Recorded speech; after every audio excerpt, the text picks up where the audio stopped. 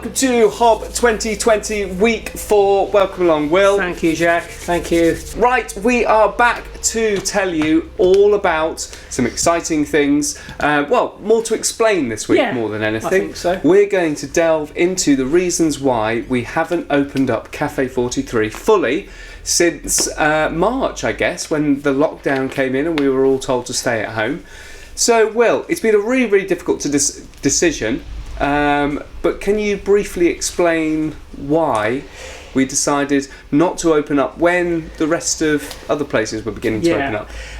Very, very simply, a lot of the people that we support have either underlying health issues or issues that make it difficult for them to engage with us.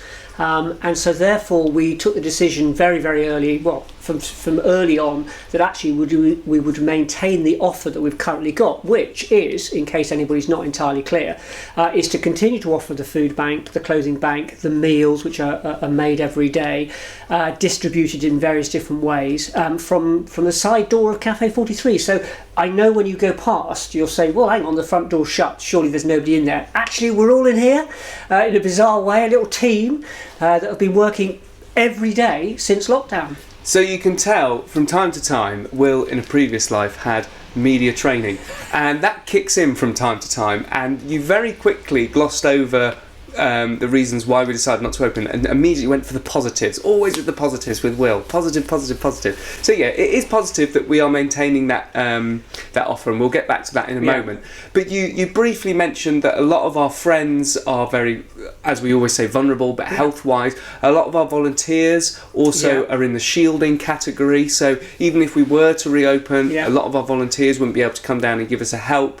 But also we had people testing positive in our friends, and the homeless community, social distancing isn't really a choice at times. That was a major problem. So we know that COVID positive folk were in the homeless community, are in the homeless community, and our strategy was that if it was there, then it would inevitably be there probably permanently, or while COVID is viable, and so therefore we took it upon ourselves to make sure that we provided all the PPE and all the rest of it, which takes a lot of resource and a lot of time, because it's our responsibility to keep our friends safe. Obviously, as Will has mentioned, we are still providing as much as we would do without the cafe open.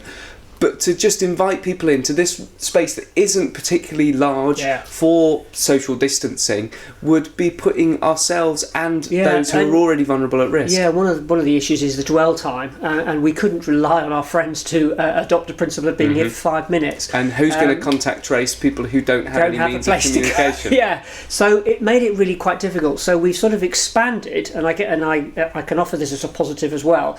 So although the front door isn't open and the cafe doesn't function, actually we've been able to reach out, and you'll know if you watched last week, we looked and talked about the bread line, and we've got other things that we can talk about later on in the weeks ahead. So it has expanded and flourished, but we've had to be really careful about maintaining our own security, because don't forget, we are a small group of people within a bubble ourselves, with people right on the doorstep who have major drug health issues, alcohol issues and so forth. So if there was any place that COVID was likely to maintain its presence, it's within our fraternity here. And we very quickly realised that all of us couldn't be in the same place at the same time. If we were to open up, the risk of Cafe 43 closing down and us not being able to offer any sort of help, we thought it was much better to continue to help at a distance rather than welcome everybody back in, let's carry on as normal, but then we've all got to shut down.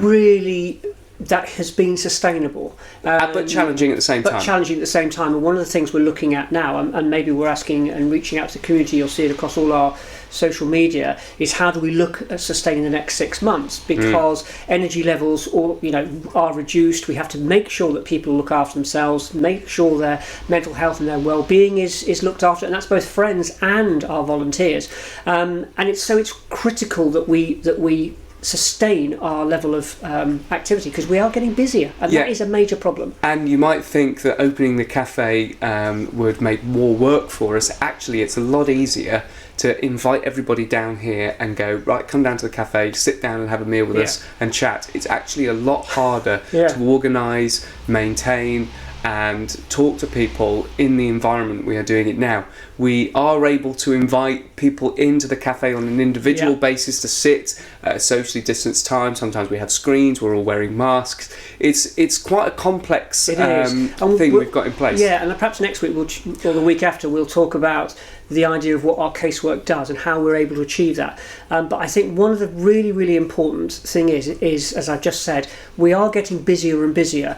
And I can't emphasise enough, we've banged on over the years about street seeing, supporting people or contacting people who you see rough sleeping. I'm getting a lot of calls now, and that is the way to do it.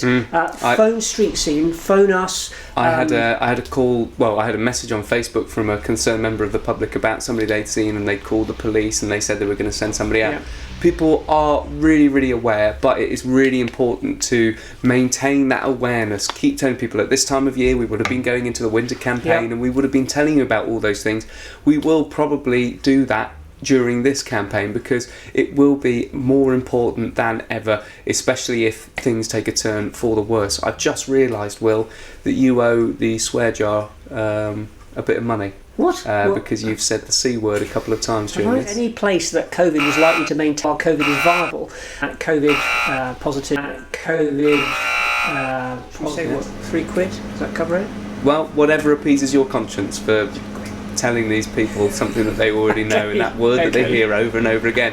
Thank you very much, Will, for joining me. Yeah, well, thank you, and I hope we've given the people a good idea of exactly what's going on, and yeah, we will be encouraging their support, so look out for those shout-outs. Thank you. There's going to be lots of times that we'll be asking for support, and you can support us if you want to help in the work we do. You have been doing it in the droves. That's not a sentence, but you get my gist. Thank you so much for watching. We will see you again next time. Goodbye. Goodbye. Could I give you an IOU?